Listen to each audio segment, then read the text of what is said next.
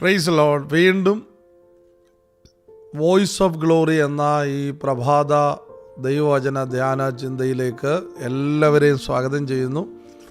ഈ ശുശ്രൂഷകൾ നിങ്ങൾക്ക് അനുഗ്രഹമായെന്ന് ഞങ്ങളെ ഇമെയിലിലൂടെയും ഫേസ്ബുക്കിലെ കമൻറ്റിലൂടെ, യൂട്യൂബിലെ കമൻറ്റിലൂടെ, വാട്സപ്പ് മെസ്സേജുകളിലൂടെയൊക്കെ അറിയിച്ച എല്ലാവരോടും നന്ദി അറിയിക്കുന്നു. അപ്പോൾ തന്നെ നിങ്ങൾ അയച്ച പ്രാർത്ഥന വിഷയങ്ങൾ ഞങ്ങൾ എഴുതിയെടുത്ത് പ്രാർത്ഥിച്ചുകൊണ്ടിരിക്കുന്നു. ചിലർക്കത് വലിയ മറുപടികൾ ലഭിച്ചു എന്ന സന്തോഷം ഞങ്ങളോട് പങ്കുവച്ചവർക്ക് നന്ദി അറിയിക്കുന്നു. ഇന്നത്തെ ദൈവവചന ചിന്തയിലേക്ക് നമ്മുടെ ശ്രദ്ധയെ കൊണ്ടുപോവുകയാണ്. വളരെ കേൾക്കുമ്പോൾ രസകരമായി തോന്നുകയും എന്നാൽ വളരെ സത്യമായിരിക്കുന്ന ഒരു കാര്യമാണ് ഇന്ന് നമ്മൾ കേൾക്കാൻ പോകുന്നത്. നമ്മുടെ ദൈവത്തിൻ്റെ 3 സ്വഭാവ പ്രത്യേകതകൾ. നമ്മുടെ ദൈവത്തിൻ്റെ 3 പ്രധാന സ്വഭാവത്തിലെ പ്രത്യേകതകൾ. 1, നമ്മുടെ ദൈവം മറക്കുന്ന ദൈവമാണ്. എന്ന് വെച്ചാൽ നമ്മുടെ ദൈവത്തിന് അവൻ്റെ മക്കളോടുള്ള ബന്ധത്തിൽ ചില കേസിൽ ദൈവത്തിന് ഭയങ്കര മറവിയാണ്. ഇച്ചിരൂടെ പറഞ്ഞാൽ നമ്മുടെ ദൈവത്തിന് മറവിയുണ്ടെന്ന് അർത്ഥം. ആ മറവി എന്ന് പറയുമ്പോൾ അവൻ്റെ ബലഹീനതയായിട്ടല്ല നമ്മളതിനെ കാണേണ്ടത്. അവൻ്റെ മക്കൾക്ക് ചിലതിൽ നിന്ന് രക്ഷപ്പെടാൻ വേണ്ടി ദൈവത്താൽ അനുവദിക്കപ്പെട്ട അവൻ്റെ സ്വഭാവത്തിൻ്റെ അല്ലെ സ്നേഹത്തിൻ്റെ ഒരു ഭാഗമായിട്ട് അതിനെ നമുക്ക് കണക്കാക്കാം. അതിനെ വിളിക്കുന്നത് ചിലപ്പോൾ ദൈവത്തിന് മറവിയുള്ള ദൈവമെന്ന് വിളിക്കാം.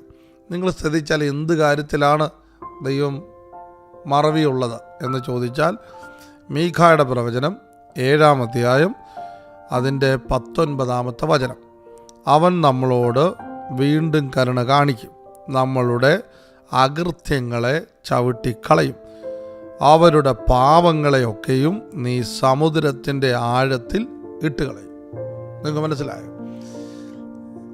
നമ്മളുടെ പാപത്തെ, നമ്മളുടെ അകൃത്യത്തെ കർത്താവിൻ്റെ അടുത്ത് ചെന്ന്, യേശുവേ എനിക്ക് മിസ്റ്റേക്ക് പറ്റിയിരിക്കുന്നു, എൻ്റെ പിതാക്കന്മാർക്ക് പറ്റിയിരിക്കുന്നു, അങ്ങയുടെ രക്തത്താൽ എന്നെ കഴുകണമേ, എൻ്റെ പാപങ്ങളെ, എൻ്റെ പിതാക്കന്മാരുടെ പാപങ്ങളെ എന്നോട് ഓർക്കല്ലേ എന്ന് പ്രാർത്ഥിച്ചാൽ കർത്താവ് ആ പാപങ്ങളെ സമുദ്രത്തിനടിയിലേക്ക് കളഞ്ഞ് അതിലേക്ക് മറച്ചു വെക്കുന്ന ദൈവമാണ്. നീ കർത്താവിൻ്റെ അടുത്ത് ചെന്ന് നിങ്ങളുടെ പാപങ്ങളെ, അകൃത്യങ്ങളെ, പിതാക്കന്മാരുടെ നിങ്ങളുടേത് ഏറ്റുപറഞ്ഞാൽ, നമ്മുടെ കർത്താവിൻ്റെ സ്വഭാവം നിൻ്റെ പാപത്തെ അവനെടുത്ത്, അകൃത്യത്തെ എടുത്ത് സമുദ്രത്തിൻ്റെ അടിയിൽ ഇട്ടുകളയും. സത്യത്തിൽ അത് പാപം ചാക്കിനകത്ത് കെട്ടി സമുദ്രത്തിനടിയിൽ ഇടും എന്ന അർത്ഥത്തിലല്ല, അതൊരു ആലങ്കാരിക പദമാണ്. എന്ന് വെച്ചാൽ ഒരിക്കലും തിരിച്ചെടുത്തഴിച്ച് പരിശോധിക്കാത്ത വിധത്തിൽ എൻ്റെ ദൈവം നമ്മളുടെ പാപങ്ങളെ, അവനോട് ക്ഷമ ചോദിച്ച പാപങ്ങളെ, പിതാക്കന്മാർ ചെയ്ത പാപങ്ങളെ ഒക്കെയും അവൻ വീണ്ടും എടുത്തഴിച്ച് തുറന്ന് നിന്നെ വേദനിപ്പിക്കാത്ത വിധത്തിൽ എൻ്റെ കർത്താവ് അതിനെ മറന്നു കളയുന്ന ദൈവമാണ്. നമ്മുടെ കർത്താവിന് ഭയങ്കര മറവിയാണ്. എന്തിനുള്ള ബന്ധത്തിൽ? നമ്മുടെ പാപത്തോടുള്ള ബന്ധത്തിൽ ക്ഷമ ചോദിച്ചാൽ അവൻ മറന്നു കളയും. നമ്മുടെ കർത്താവ് മറവിയുള്ള ദൈവമാണ്. 2, നമ്മുടെ കർത്താവിൻ്റെ സ്വഭാവങ്ങളിലെ അടുത്ത ഗുണം ഇതിന് നേരെ ഓപ്പോസിറ്റാണ്. നമ്മുടെ ദൈവം ഭയങ്കര ഓർമ്മയുള്ള ദൈവമാണ്. നിങ്ങൾ ശ്രദ്ധിച്ചാൽ ബൈബിളിൽ നമ്മുടെ ദൈവത്തിൻ്റെ സ്വഭാവം പറയുമ്പോൾ മറക്കാത്ത ദൈവമാണെന്ന് പറയുന്നുണ്ട്.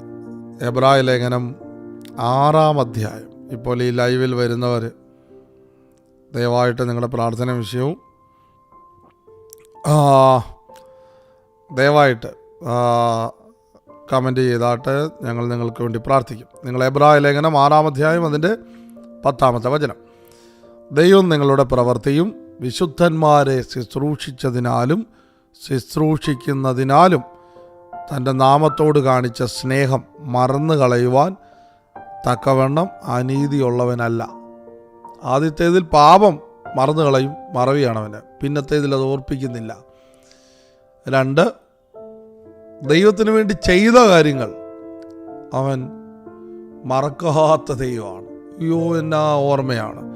നിങ്ങൾ ശ്രദ്ധിച്ചാൽ മത്തായി 10:42 പറയുന്നത്, ഒരു ഗ്ലാസ് വെള്ളം എൻ്റെ നാമം പ്രതി കൊടുത്താൽ അതിന് പ്രതിഫലം ലഭിക്കാതെ പോകത്തില്ല. നമ്മുടെ കർത്താവിന് ഭയങ്കര ഓർമ്മയാണ്. ഇത് വളരെ രസകരമായി തോന്നുന്നെങ്കിലും സത്യത്തിൽ ഇതാണ് സത്യം. നമ്മുടെ കർത്താവിന് ഭയങ്കര ഓർമ്മയാണ്. അവൻ്റെ ഓർമ്മ, നീ എന്ത് കർത്താവിന് വേണ്ടി, സമയം, ആരോഗ്യം, സമ്പത്ത്, നിൻ്റെ വീട് ഒക്കെ തുറക്കപ്പെട്ടാൽ, കൊടുത്താൽ പലിശ സഹിതം, ഞാൻ ഈ വാചകം ഒരു പ്രവചനം പോലെ ആവർത്തിക്കുകയാണ്, ചിലർക്ക് വേണ്ടി അതിൻ്റെ പലിശ സഹിതം മടക്കി തരുന്നവനാണ് നമ്മുടെ കർത്താവ്. കർത്താവിനെ ശബ്ദം ഉയർത്തിയിരിക്കുന്ന സ്ഥലത്തിരുന്ന് ഒരു ഐ ലവ് യു എന്നോ ഞാൻ അങ്ങേ സ്നേഹിക്കുന്നോ എന്നോ 2-3 പ്രാവശ്യമെങ്കിലും പറഞ്ഞാട്ടെ. നിൻ്റെ പരാജയങ്ങളെ അവൻ മറന്നിരിക്കുന്നു. നീ ഓർപ്പിച്ചാലും അവൻ സമുദ്രത്തിനടിയിട്ടേക്കുവാണ്. ഇനി അവിടെ പോയി സമുദ്രത്തിനടിയിൽ നിന്ന് നീന്തിയെടുത്ത് തിരിച്ചു കൊണ്ടുവന്ന് തുറന്നു കാണിക്കാൻ ആരെയും കൊണ്ട് പറ്റും? നടക്കത്തില്ല. അവൻ ഇട്ടാലിട്ടതാണ്, പിന്നെ അത് പൊങ്ങി വരില്ല. മറന്നിരിക്കുന്നു. എന്നാൽ അവന് വേണ്ടി ചെയ്തത് വെള്ളം കൊടുത്തവരെ ഓർത്തിരിക്കുന്നു. 3-മത്തേത്, അവൻ മാറാത്ത ദൈവമാണ്. അവൻ വാക്കു മാറുന്ന ദൈവമല്ല.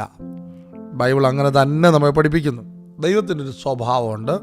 ദൈവത്തിൻ്റെ സ്വഭാവം, ദൈവം ഒരു കാര്യം പറഞ്ഞാൽ ആ പറഞ്ഞ വാക്ക് ദൈവത്തിന് തന്നെ നിയമമായി മാറും. ഒന്നുകൂടെ ഞാൻ ആവർത്തിക്കാം. ദൈവം ഒരു കാര്യം അങ്ങ് പ്രഖ്യാപിച്ചാൽ, അനുവദിച്ചാൽ അതൊരു നിയമമായിട്ട് മാറും. ഈ കോടതി വിധികളൊക്കെ കേട്ടിട്ടുണ്ടോ? സുപ്രീം കോർട്ടും ഹൈക്കോർട്ടും ഒക്കെ കോടതി വിധി. ആ കോടതിയുടെ വിധി എന്ന് പറയുന്നത് അടുത്ത കേസിനുള്ള ഒരു റെഫറൻസാണ്. സത്യത്തിൽ അത് ഒരു വിഷയത്തിൽ ഒരു കോടതി വിധി വരുമ്പോൾ അത് എഴുതപ്പെടാത്തൊരു നിയമം പോലാണ്. എന്ന് വെച്ചാൽ അടുത്തതിനുള്ള ഒരു റെഫറൻസായിട്ടാണ് ആ കോടതി വിധി വരാറുള്ളൂ. ഇതുപോലാണ് ദൈവം ഒരു കാര്യം ഒരു ഭക്തന് വേണ്ടി ചെയ്യുമ്പോൾ അവന് വേണ്ടി മാത്രമല്ല, അതിൽ വിശ്വസിക്കുന്ന സകലർക്കും മാറാത്ത ദൈവമാണെന്ന് അറിയാൻ അവൻ ആ വാക്ക് അവന് തന്നെ നിയമമായി മാറിയിരിക്കുകയാണ്, റെഫറൻസാണ്. അപ്പോൾ നിങ്ങളിൽ ചിലർക്ക് ബൈബിളിലെ ചില ഭാഗം ഓർമ്മ വരുന്നുണ്ടോ? അബ്രഹാമിന് വേണ്ടിയുള്ള കരുതൽ അബ്രഹാമിന് വേണ്ടി മാത്രമല്ല, ഇന്ന് വിശ്വസിക്കുന്ന നിനക്കെല്ലാം, എനിക്കെല്ലാം, നമുക്കെല്ലാം അത് കരുതലായിട്ട് കാണും, റെഫറൻസാണ്. പ്രൊട്ടക്ഷൻ ഇസ്രായേൽ മക്കൾക്ക് വേണ്ടി മാത്രമുള്ള സംരക്ഷണമല്ല, നമുക്കെല്ലാം അത് റെഫറൻസാണ്. മിനിസ്ട്രിയിൽ അപ്പോസ്തലികമായി ഉപയോഗിക്കപ്പെട്ട പൗലോസ്, അതുപോലെ അത് പൗലോസിന് വേണ്ടി മാത്രമുള്ളതല്ല, നമുക്കെല്ലാം ഭൂമിയുടെ അറ്റത്തോളം സാക്ഷിയാകാനുള്ള റെഫറൻസാണ്. അവൻ മറക്കാത്ത ദൈവമാണ്. അവൻ പാപങ്ങളെ മറക്കുന്ന ദൈവമാണ്. ആ വാക്ക് പറഞ്ഞാൽ മാറാത്ത ദൈവമാണ്. നമ്മൾ ഒരുമിച്ച് പ്രാർത്ഥിക്കാൻ വേണ്ടി പോവുകയാണ്. ആ ദൈവത്തിൻ്റെ സ്നേഹത്തെ ഹൃദയത്തിൽ നിന്ന് ഓർത്ത് ഒന്ന് ദൈവത്തെ സ്തോത്രം ചെയ്താട്ടെ. കർത്താവെ, ഞങ്ങൾക്ക് തന്ന ഈ വചനത്തെ ഞങ്ങൾ സ്വീകരിക്കുന്നു. അങ്ങയുടെ സ്നേഹമാണ് ഞങ്ങൾ ഇതിനകത്ത് മനസ്സിലാകുന്നത്. ഞങ്ങളതിന് ക്യാപ്ഷൻ പേര് പലത് പറഞ്ഞെങ്കിലും അത് അങ്ങയുടെ സ്നേഹമാണ്. അങ്ങ് ഞങ്ങളോട് സ്നേഹിക്കുന്നു. കുറ്റം വിധിക്കാതെ കുറ്റം ഏറ്റെടുത്ത കർത്താവ്, ഞങ്ങളുടെ കുറ്റങ്ങൾ, അകൃത്യങ്ങൾ, പാപങ്ങൾ സമുദ്രത്തിൻ്റെ താഴെ മടക്കി വെച്ചിരിക്കുന്ന കർത്താവ്, ഞങ്ങളുടെ മുമ്പിൽ, ഞങ്ങളുടെ കൂട്ടത്തിൽ പാപത്താൽ ഭാരപ്പെടുന്നവർ, ജയിക്കാൻ കഴിയാത്ത പാപത്താൽ ഭാരപ്പെടുന്നു.